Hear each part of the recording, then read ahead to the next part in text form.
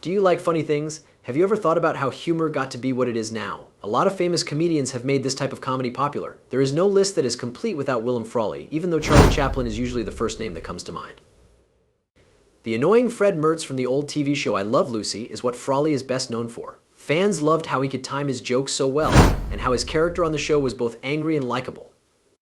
Some of the most famous moments in TV history were made when he worked with Vivian Vance, who played his on-screen wife Ethel. While they were not working on the show, they were not friendly with each other and things became too heated between them. They fought several times, but they always kept it business. The performance went beyond the time, and even though Willaim Frawley has been dead for years, his role as Fred Mertz is still remembered by people of all ages. However, something strange happened when he died that made waves in the entertainment business. What was it? Watch this video to learn more. He was born on January 26, 1887, in the cute Iowa town of Burlington to Michael A. Frawley and Mary Ann. Mary E., Frawley and Jack G. Williams' family is very close, and he has 4 siblings, including his brother Paul. He got his sense of fun and wit from his family. He didn't know it at the time, but their second son would grow up to be a famous star who made millions of people happy. He didn't even have one parent who supported him. Who was it? Although William went to Burlington High School, he wasn't a very smart student. He knew that his real skills were his creativity and charisma, so he did more than just learn facts in school. William fell deeply in love with music and acting while he was in school. It dawned on him that he was good at both and had been practicing since he could talk. It paid off all the smart and funny things she did as a child and all the time she sang in the choir at St. Paul's Catholic Church. He started to perform in talent shows and amateur shows in his area. He even got small parts in plays at the Burlington Opera House. Outside of school, Frawley was a well-liked figure because of his skills. He was naturally funny and would often amaze his friends with jokes, stories, and impressions. People liked him so much that they made him the class clown, which he was very proud of. He often got into trouble for being naughty, but his charm and confidence always helped him talk his way out of it.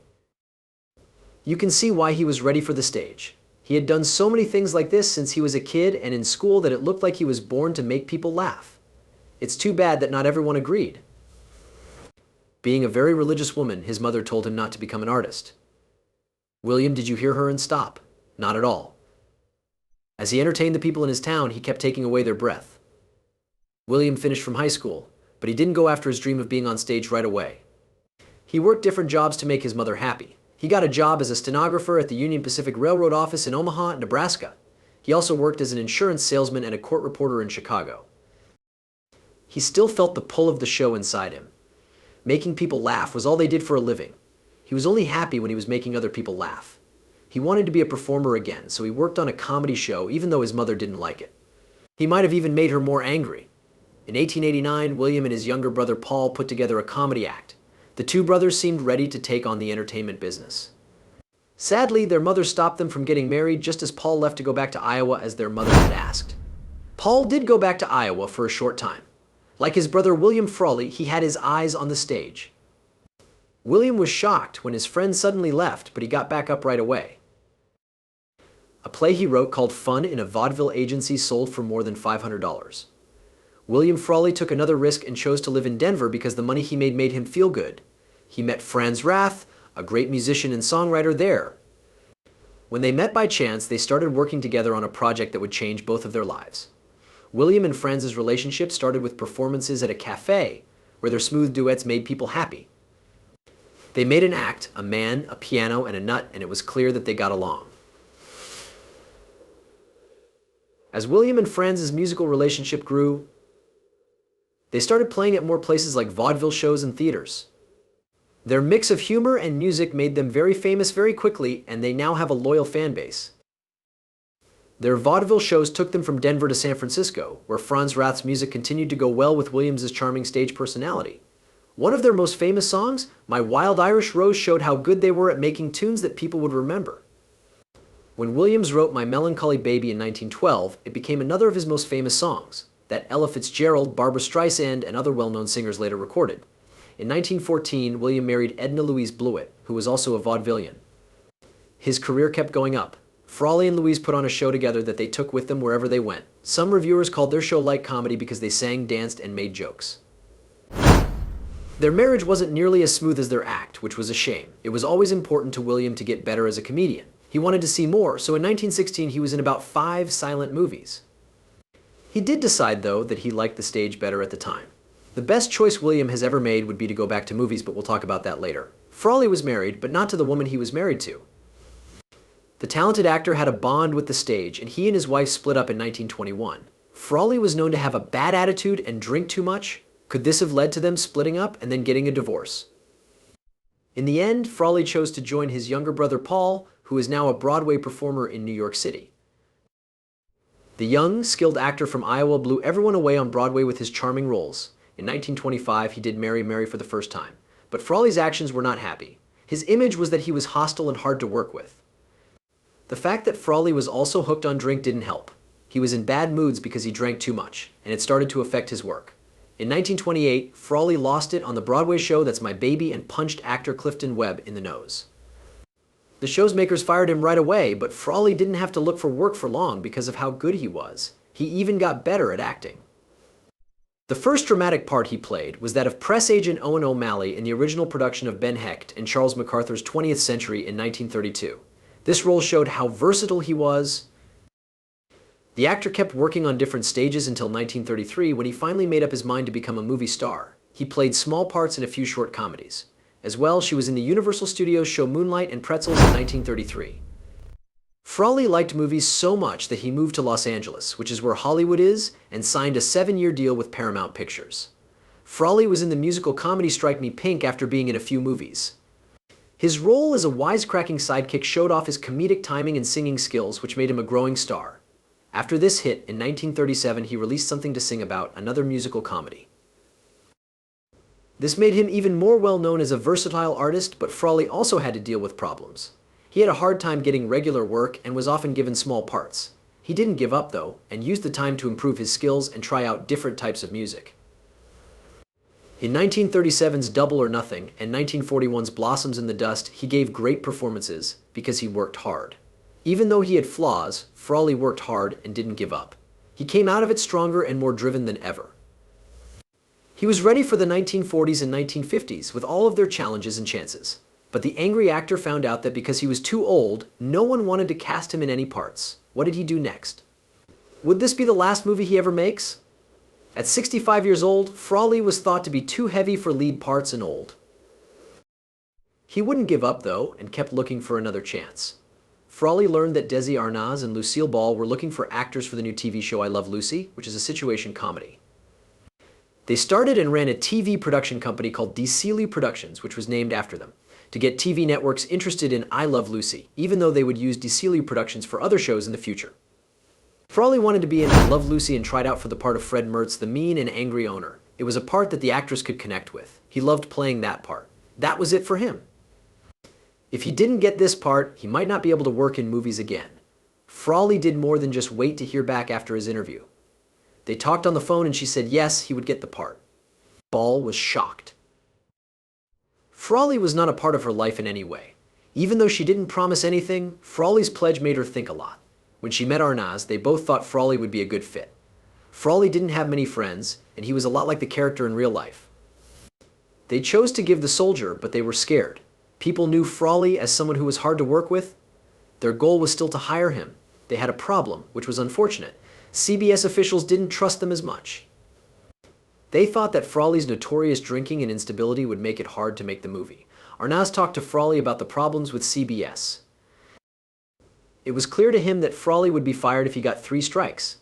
Arnaz told Frawley that he shouldn't be sick and come to work late, or had a good reason for any other reason. Arnaz told the man that he would be forgiven if he messed up production the first time. The second time he did it, he would get in trouble. The third time, he would be fired. But Arnaz made sure Frawley had some free time. He let Frawley write into his contract that if the Yankees were playing in the World Series, he wouldn't have to work. Because of this, he missed 2 shows without getting in trouble. Frawley behaved, which was a surprise. Besides working on the set of I Love Us, the only other thing he could have done was been forgotten. He cared too much about his job to want to be forgotten. In fact, he was very good and didn't drink much while he was on set. He worked hard to remember his lines. He would read the script with the other actors before each show and then learn his lines by heart. Frawley worked closely with director Desi Arnaz to create his role, and he played a big role in making the show funny. Because of his skill and knowledge, he was seen as a reliable advisor on set. When it first aired on CBS on October 15th, 1951, I Love Lucy was a big hit right away. The characters were great in their parts. Frawley did a great job as Fred Mertz, and Vivian Vance was great as Ethel Mertz. Olivia Ball played Frawley's on-screen wife, Lucy Ricardo. As Fred Mertz, Frawley brought the grumpy old man to life. His character was the perfect annoyance for Lucille Ball's character, Lucy Ricardo. He was always complaining and plotting, which made Lucy's pranks even funnier. Frawley was known for having a sharp tongue and a quick wit on set. He would often make up lines on the spot, which made his co-stars laugh. Especially Lucille Ball was often the object of his friendly teasing, and the two became close friends outside of acting. Things were very tense for Vance and Frawley. That's not even close to how badly they felt about each other. Frawley said this about Vance: she's one of the best girls to come out of Kansas, but I often wish she'd go back there. Why did Frawley say this? What did they do with each other? Vance really didn't like being married to Willaim Frawley, who was 22 years older than her, and she made a lot of noise about it. Frawley allegedly got angry when he heard her complaining one day. He has never forgiven her since then and hates her. The tension between them behind the scenes made the show better because it made the relationships between their characters more real. Their on-screen fights became more real. Even though they had personal problems, Frawley and Vance were both true pros.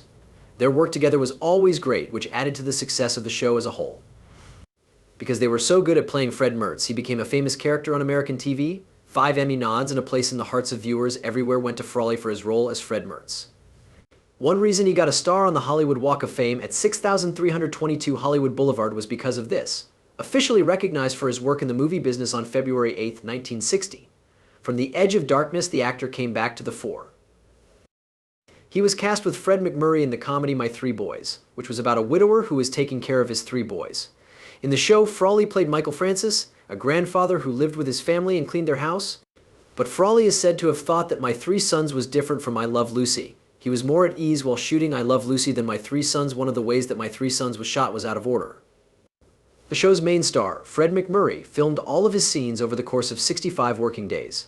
MacMurray left the set after his parts were over, and Frawley and the other actors worked without him for the rest of the year. Even though Frawley had some tense times with a co-star, this style didn't have the same sense of family that I Love Lucy did. Frawley went to work and did his best, even though they were different. Due to his hard work, the actor's work stayed important, and it still did after he died. The famous comic passed away in Hollywood, California on March 3, 1966, at the age of 79. On Hollywood Boulevard, 5 days after his birthday, he had a heart attack and died. Fans and people who liked Frawley in and out of the entertainment business were shocked by his death. His death affected Lucille Ball, who played him on I Am Lucy. She said, "I've lost one of my dearest friends, and show business has lost one of the greatest character actors of all time. People who knew him and loved him will miss him." Daisy Arnaz, William's partner and friend, put up a full-page ad in all the trade papers that said "Buenos noches, amigo" to honor his friend's death. Arnaz and MacMurray, with whom he worked on My Three Sons, were even there to help carry his body. The San Fernando Mission Cemetery in Mission Hills, Los Angeles, is where he was laid to rest. During the funeral, something strange took place. As his family and friends gathered to say their last goodbye, a surprise guest showed up and shocked everyone. Who was it? For many years, this person had been a source of pain and stress in William's life. It wasn't easy for Vivian Vance to get along with Willaim Frawley, but she went to his funeral anyway. For Vance, going to Frawley's wake was a way to show respect and let go. Even though they had a rough past, she felt terrible about not making things right with him before he died. This touching moment is now an interesting aside in the history of I Love Lucy. It shows how complicated and sometimes sad relationships can be in show business. His body of work continued to live on after he died, and he is still one of the most famous and loved character players of all time. William had an effect that went beyond his acts. His work cleared the way for future actors, and his love and commitment to his craft inspired a huge number of others. He had been a vaudevillian entertainer for a long time and was known for having a sharp tongue and drinking a lot. William's story is an interesting one of ability, hard work, and being in the spotlight. It starts with him in vaudeville and ends with him becoming a TV star. Many awards and nominations were given to him because of his skill and hard work. As Williams's last show ended, the lights on Broadway dimmed a bit, but his memory continued to shine bright, paving the way for new stars to rise and take their place in the spotlight.